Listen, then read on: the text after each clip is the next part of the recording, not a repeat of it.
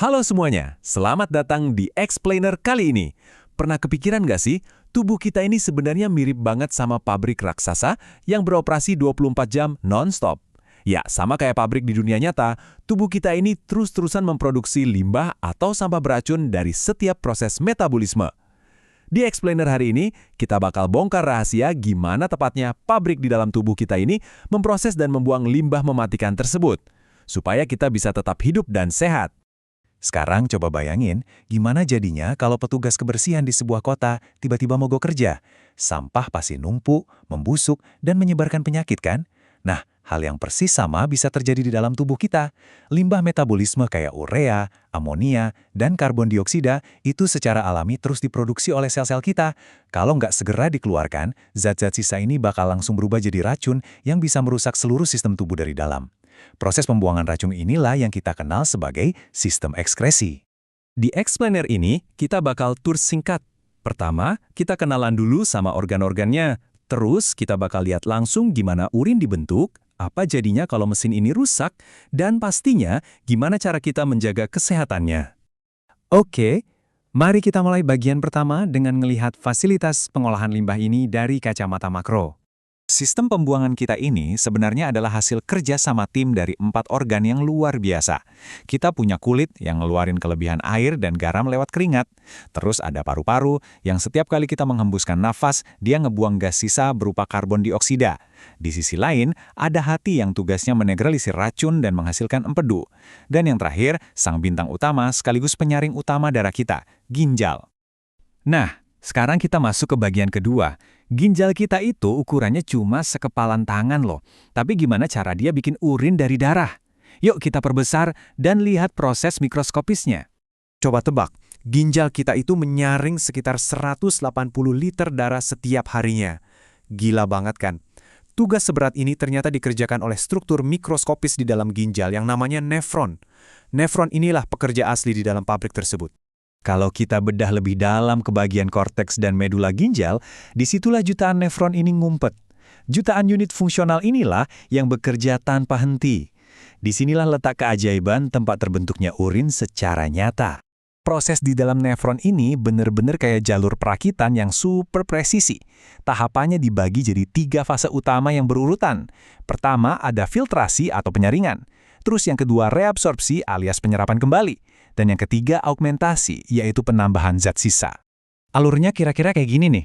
Darah masuk dulu ke kapsul bertekanan tinggi yang namanya glomerulus buat tahap filtrasi. Terus, cairan hasil saringannya jalan-jalan ke tubulus proksimal dan lengkung Henle buat diserap ulang di tahap reabsorpsi. Habis itu, cairan ini lewat ke tubulus distal buat tahap akhir, yaitu augmentasi, sebelum benar-benar siap dibuang. Biar lebih gampang diingat, mari kita rangkum. Filtrasi di glomerulus itu menghasilkan urin primer. Nah, karena masih banyak zat berguna, urin primer ini diproses lagi lewat reabsorpsi di tubulus proksimal dan berubah jadi urin sekunder. Terakhir, augmentasi di tubulus distal membuang sisa-sisa racun tambahan ke cairan tersebut, sehingga menghasilkan urin sesungguhnya. Nah, ini bagian yang paling bikin geleng-geleng kepala. Tahu nggak sih, selama tahap reabsorpsi tadi, 99% air dan nutrisi penting, kayak glukosa, itu diserap balik ke dalam aliran darah. Ini ngebuktiin betapa canggihnya sistem daur ulang tubuh kita. Bener-bener nggak mau ada sumber daya berharga yang kebuang sia-sia. Sistem ini emang nyaris sempurna. Tapi apa jadinya kalau jalur perakitan yang efisien ini tiba-tiba rusak atau bermasalah? Mari kita masuk ke bagian ketiga. Kerusakan kecil aja di proses ekskresi ini bisa bikin rentetan masalah yang menyakitkan atau bahkan bahaya banget. Misalnya batu ginjal atau diabetes, sampai infeksi bakteri yang merusak nefron kayak penyakit nefritis. Ini terjadi ketika mesin pembuangan kita udah kewalahan.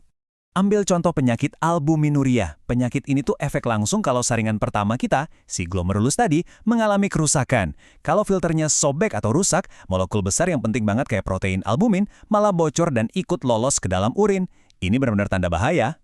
Selain kerusakan organ, gangguan hormon juga ngaruh banget loh. Kalau tubuh kita kurang hormon insulin, gula darah bakal numpuk dan tumpah ke urin. Ini yang kita kenal sebagai diabetes mellitus. Beda lagi ceritanya kalau kita kurang hormon ADH. Proses penyerapan air jadi gagal total, bikin penderitanya bisa ngeluarin sampai 15 liter urin sehari. Kebayangkan betapa cepatnya tubuh bisa dehidrasi? Itu yang disebut diabetes insipidus. Dan skenario yang paling parah adalah kalau ginjal berhenti berfungsi sepenuhnya.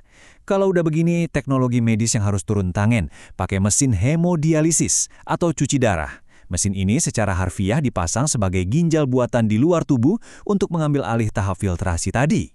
Melihat begitu krusialnya sistem ini, yuk kita bahas bagian terakhir gimana cara kita menjaga operasional pabrik pengolahan limbah internal kita biar terhindar dari penyakit-penyakit tadi. Kuncinya ada di gaya hidup sehari-hari. Mulailah dengan rajin minum air putih, minimal 8 gelas sehari, biar nggak ada endapan penyebab batu ginjal. Terus, kurangi makan garam, biar ginjal nggak kerja rodi. Dan satu lagi yang krusial, jangan pernah nahan pipis. Nahan pipis itu cuma bikin tekanan di ginjal naik dan ngundang infeksi bakteri. Oh iya, jangan lupain organ ekskresi yang lain, yaitu kulit. Menjaga kebersihan kulit secara teratur itu penting banget. Kalau pori-pori tersumbat kotoran saat mencoba membuang sisa garam dan urea lewat keringat, kamu bisa gampang banget kena biang keringat atau jerawat parah. Pada akhirnya, kegagalan buat memelihara sistem ekskresi ini sama aja kayak ngebiarin tubuh kamu diracuni dari dalam. Limbah-limbah ini bakal benar-benar menggerogoti organ vital kalau nggak dikeluarin secara lancar. Jadi, sebagai penutup di Explainer kita hari ini, saya mau nanya satu pertanyaan sederhana, tapi penting buat kamu renungkan. Sejujurnya, udahkah kamu minum air putih yang cukup hari ini? Yuk, kasih apresiasi ke pabrik internal kamu yang luar biasa ini dengan minum segelas air sekarang juga. Terima kasih sudah menemani, dan sampai jumpa di Explainer berikutnya.